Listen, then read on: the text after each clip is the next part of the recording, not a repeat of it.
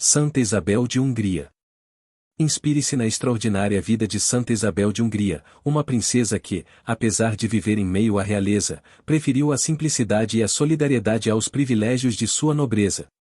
Ela dedicou sua vida ao serviço dos mais pobres, ao cuidado dos doentes e à vivência de uma fé que transformou sua vida e a de muitos ao seu redor. Neste vídeo, vamos explorar os momentos decisivos de sua trajetória, como suas ações de caridade e os milagres que ocorreram por sua intercessão. Prepare-se para se inspirar com o exemplo de Santa Isabel, cuja vida revela que a verdadeira grandeza está em servir ao próximo com amor e humildade. No dia 17 de novembro, a Igreja celebra Santa Isabel de Hungria, que entrou para a glória em 1231. Santa Isabel, modelo de piedade e pureza para as almas virgens, exemplo de caridade e modéstia para os casados, modelo de paciência para viúvas, espelho de todas as virtudes para ricos e pobres, nasceu na cidade de Presburg, na Hungria, no ano de 1205. Era filha do rei André II da Hungria e de Gertrudes, duquesa de Caríntia. De acordo com o costume da época, ainda criança, foi prometida em casamento a Luís, landgrave de Hesse, na corte do qual passou sua infância, sendo educada junto ao noivo, que também era ainda criança. Desde a infância, Isabel revelou uma inclinação pronunciada à oração e a outras práticas de piedade. Com o passar dos anos, sua religiosidade cresceu, assim como uma terna compaixão pelos pobres e necessitados. Embora vivesse em uma corte esplendorosa, rodeada de tudo que o mundo podia oferecer, Isabel era inimiga de toda a vaidade, dos divertimentos ruidosos e das excrescências ridículas da moda. Suas visitas preferidas eram aquelas que fazia à igreja, onde, com o maior recolhimento, se entregava à oração. O diadema cravejado de diamantes que lhe cingia a cabeça, ao entrar na casa de Deus, era deposto, pois considerava indigno para uma pobre criatura ostentar uma coroa de ouro na presença de seu Deus e Salvador, que, coroado de espinhos, morreu na cruz. O dinheiro que recebia para os seus gastos e entretenimentos, distribuía-o entre os pobres, pedindo-lhes que por ela rezassem. Igualmente bela e formosa de corpo como de alma, Isabel aborrecia tudo o que pudesse, ainda que levemente, macular a pureza de seu coração. Quando, em 1216, morreu o landgrave Hermano, o filho, noivo de Isabel, assumiu as rédeas do governo. Muito dependente das pessoas que o rodeavam, principalmente de sua mãe, Dona Sofia de Baviera, não pôde evitar que a noiva sofresse diversos vexames. Não consentiu, contudo, na proposta de anular os esponsais, pelo contrário, deu à querida noiva as provas mais evidentes de grande e sincero afeto e deixou-lhe toda a liberdade para praticar obras de caridade, penitência e piedade. Em 1220, realizou-se com muita pompa o casamento de Luís e Isabel. Luís tinha 21 anos, Isabel apenas 15. Com o casamento, cessaram para a jovem princesa as perseguições, maledicências e mexericos dos desafeitos da corte, e começou uma época de verdadeira felicidade. Todas as noites, ela passava algumas horas em oração, de joelhos no chão. Rigorosa consigo mesma, tornou-se uma verdadeira mãe dos pobres e protetora dos aflitos, pessoalmente, visitava as choupanas, distribuía mantimentos e roupas feitas por suas próprias mãos, rezava com os agonizantes e preparava os mortos para o enterro. Como recompensa por tantas obras de caridade feitas no corpo místico de Cristo, o esposo, que voltava da caça, vendo-a dirigir-se aos pobres, pediu-lhe que mostrasse o que trazia no manto e viu os mantimentos transformados em lindas rosas brancas e vermelhas. Em outra ocasião, Isabel, tendo deitado no leito nupcial um pobre leproso, apresentou a Luís o doente como Nosso Senhor Jesus Cristo crucificado. Com o aumento do número de doentes, Isabel fundou um hospital perto do castelo, e todos os dias visitava os pobres ali protegidos, servindo-os com tudo que o estado dos enfermos exigia. Em 1221, Isabel recebeu a visita do pai, que tinha voltado de uma cruzada ao Egito. No ano seguinte, Luís e Isabel foram à Hungria para assistir ao segundo casamento do rei André. A primeira esposa, mãe de Isabel, havia sido assassinada. Foi nessa ocasião que chegaram a Turinge os primeiros franciscanos. Isabel recebeu-os com muita honra e, com o consentimento do esposo, professou a regra da Ordem Terceira, sendo a primeira irmã terceira na Alemanha. O próprio São Francisco de Assis enviou-lhe uma velha capa como símbolo da pobreza e humildade.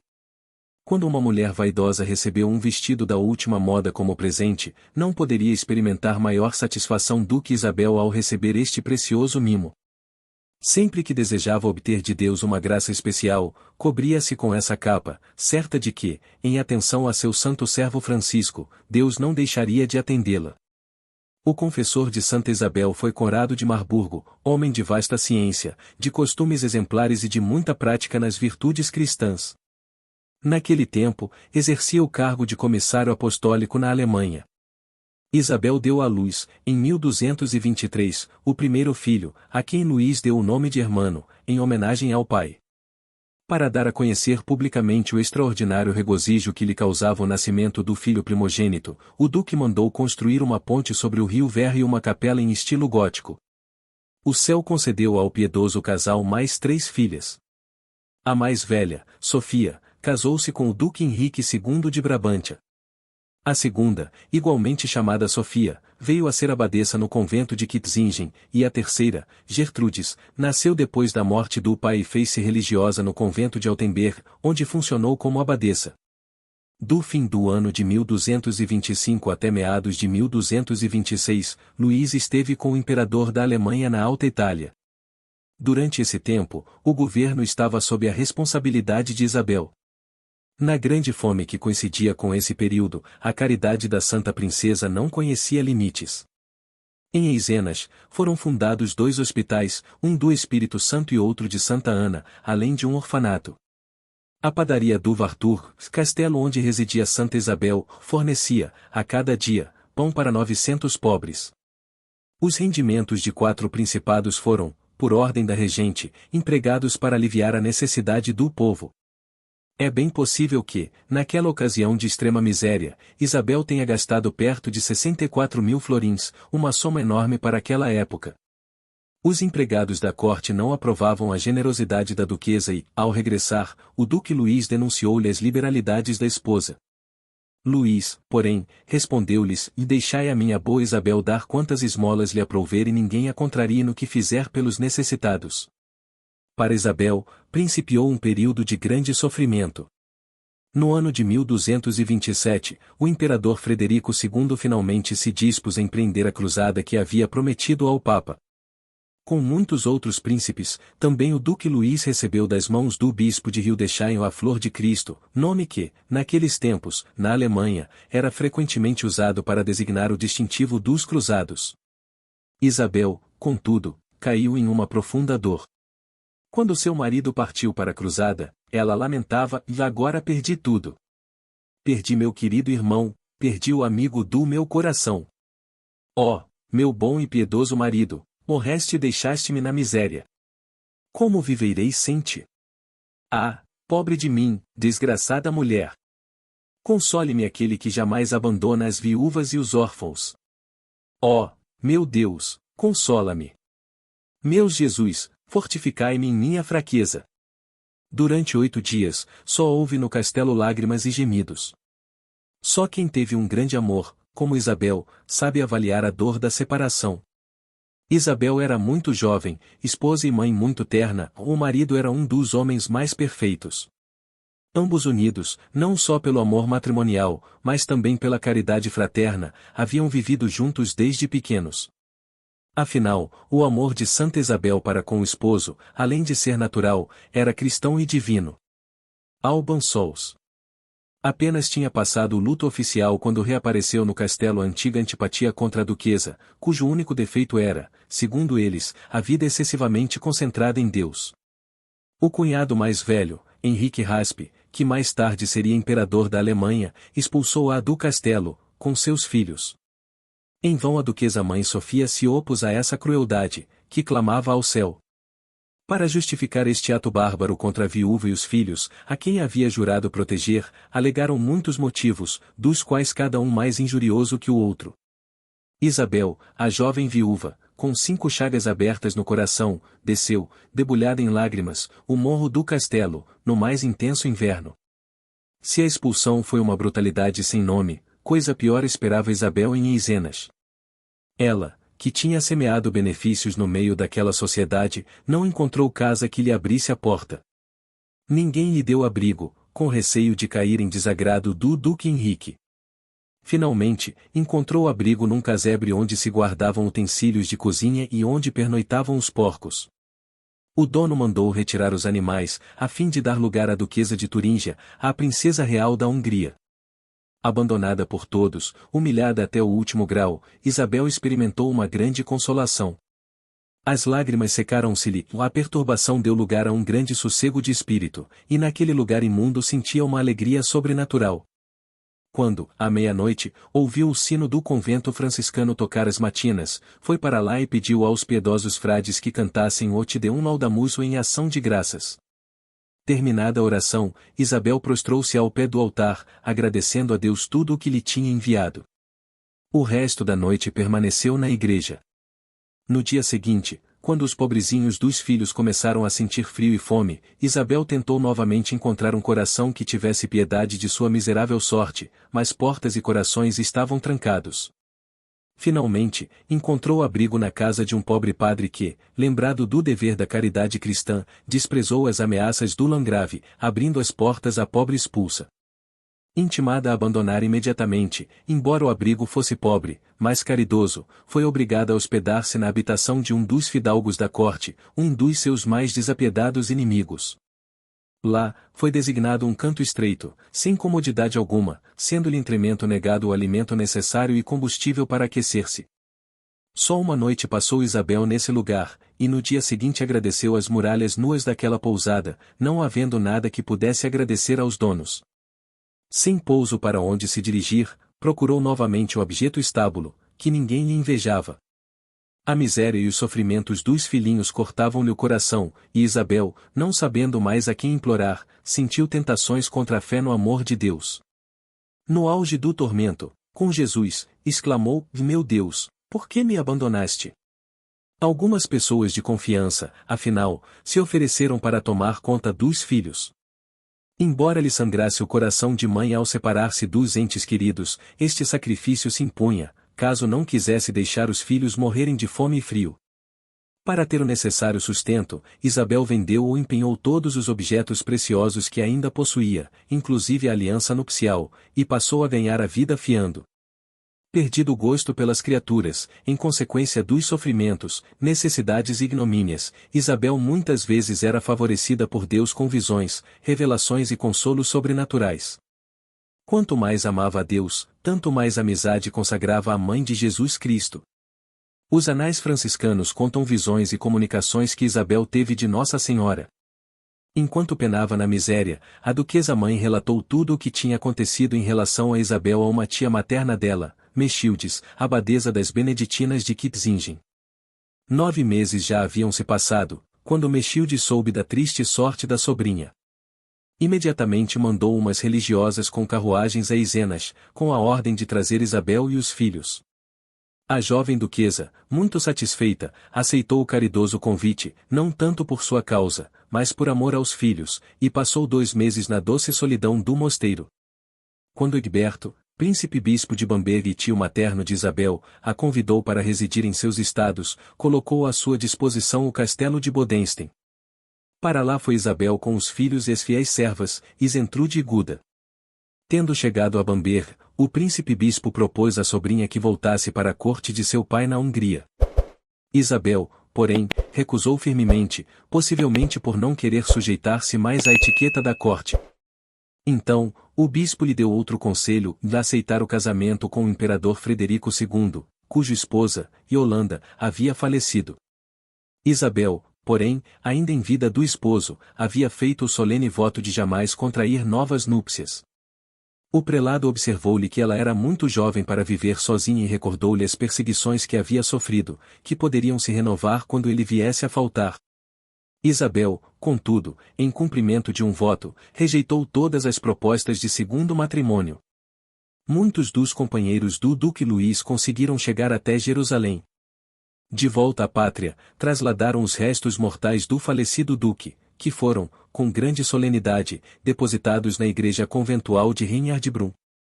A confrontação do duque Henrique Raspe com os fiéis companheiros do falecido, principalmente com Rodolfo de Vargila, representante do rei da Hungria, foi dramática. Henrique reconheceu o mal que havia feito e deu ampla satisfação na presença de toda a corte. O espetáculo de reconciliação, já por si sumamente comovente, foi rematado por uma cena que revela toda a beleza da alma de Isabel. A única resposta que deu à confissão pública e humilde do cunhado foi lançar-se-lhe aos braços e desatar a chorar. Em seguida, foi feito um ajuste entre o bispo, os cruzados e o landgrave, segundo o qual Isabel e os filhos foram reabilitados em todos os direitos. A casa de Isabel, habitada por ela e pelas duas fiéis amigas Isentrude e Guda, ambas irmãs terceiras, era uma casa religiosa, onde se vivia só para Deus. Isabel empregava os rendimentos em obras de caridade e, com o trabalho das mãos, ganhava o parco sustento para si e para as companheiras. Vinha de Altemburgo a lã bruta, que Isabel devolvia, toda fiada, às religiosas, que lhe pagavam o valor do trabalho. A mesa das três franciscanas era a mais simples possível e constava de alguns cozidos, sem sal nem banha, em água pura. O vestuário combinava perfeitamente com a pobreza da cozinha. Não satisfeita com as simples obras de caridade, Isabel levou a prática dessa virtude a um verdadeiro heroísmo. Todos os dias, visitava com as companheiras os hospitais, onde não só com a palavra consolava os pobres doentes, mas também lhes curava as feridas, acariciava-os com carinho, chegando a beijar-lhes as úlceras. Os doentes abomináveis eram seus prediletos. Metia-os no banho, lavava-os com as próprias mãos, enxugava-os, fazia-lhes a cama, deitava-os como se fossem seus próprios filhos.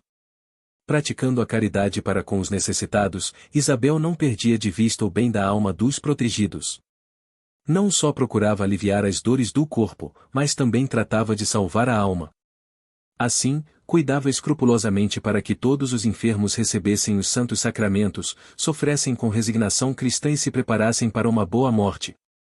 Pela bondade e oração, como também pela energia, abriu a muitos doentes a porta do céu. Em inúmeros casos, Deus recompensou a fé viva e incondicional de sua serva com milagres os mais estupendos.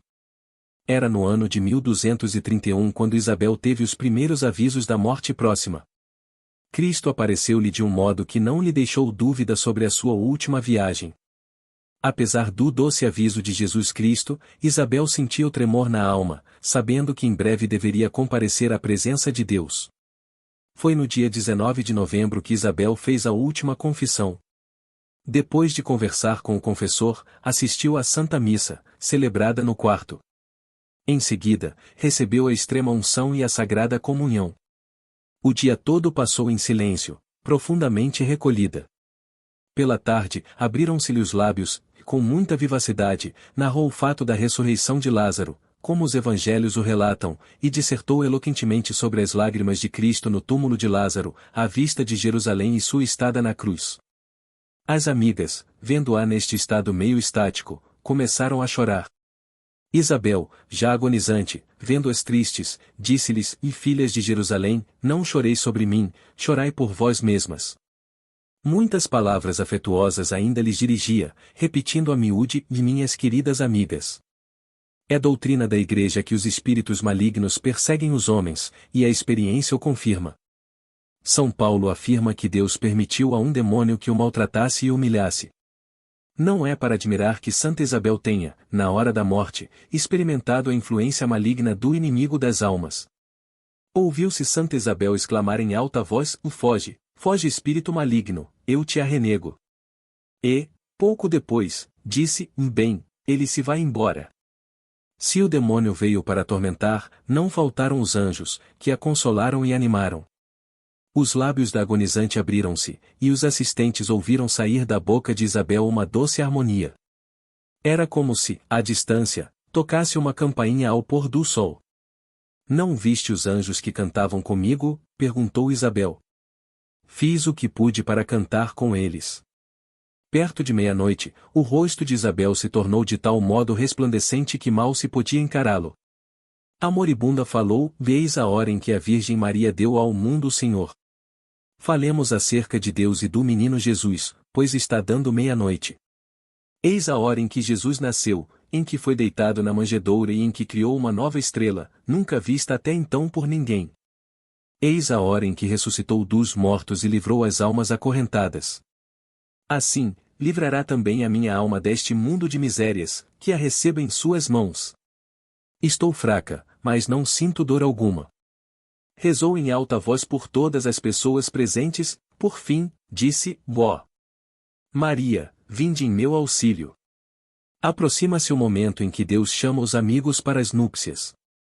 Vem o esposo buscar a esposa.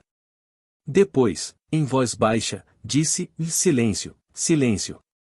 Ao dizer estas palavras, abaixou a cabeça, caindo como em doce sono, e rendeu triunfante o último suspiro. A alma de Isabel havia tomado voo para o céu e, no mesmo instante, sua casa se encheu de um delicioso perfume e, nos ares, ouviu-se a doce harmonia de vozes celestiais. O corpo inanimado foi exposto na capela dos franciscanos, onde tantas horas passará em oração.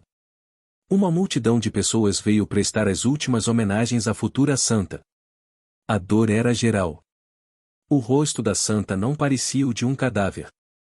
A beleza juvenil havia-lhe retornado, em toda a frescura. No quarto dia da exposição, o corpo não acusava nenhum sintoma de decomposição, e dele exalava um delicioso perfume. Na véspera das exéquias, foram observados no teto da igreja uma imensidão de pássaros, até então nunca vistos na Turíngia, que uniram suas vozes ao canto das vésperas. Na noite em que morreu, Isabel apareceu ao irmão leigo Volkmar, do convento de Renhardbrunn, e curou-lhe a mão, que se havia esmagado num desastre. No segundo dia depois das exéquias, um monge do Cister recuperou a saúde, por intercessão de Santa Isabel, a qual tinha invocado com muito fervor. Maiores prodígios, porém, ocorreram ainda no túmulo, desde os primeiros dias que se seguiram às exéquias. Miseráveis atacados de penosas enfermidades, surdos, coxos, cegos, alienados, leprosos, paralíticos, que tinham vindo, quiçá julgando-a ainda viva, implorar-lhe a generosidade, voltaram inteiramente curados depois de haverem orado na capela, em que repousava.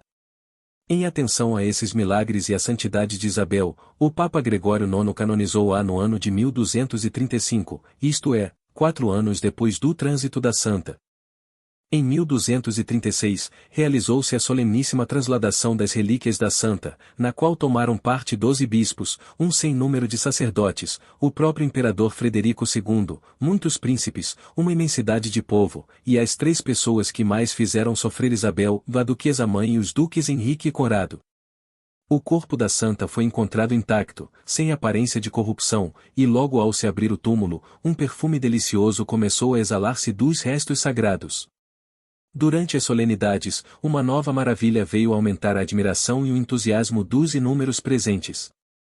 Encontrou-se no fundo do caixão um óleo muito sutil e odorífero, que gotejava dos ossos da santa, à medida que se enxugavam as gotas depositadas, apareciam outras, quase imperceptíveis, formando assim uma espécie de orvalho misterioso.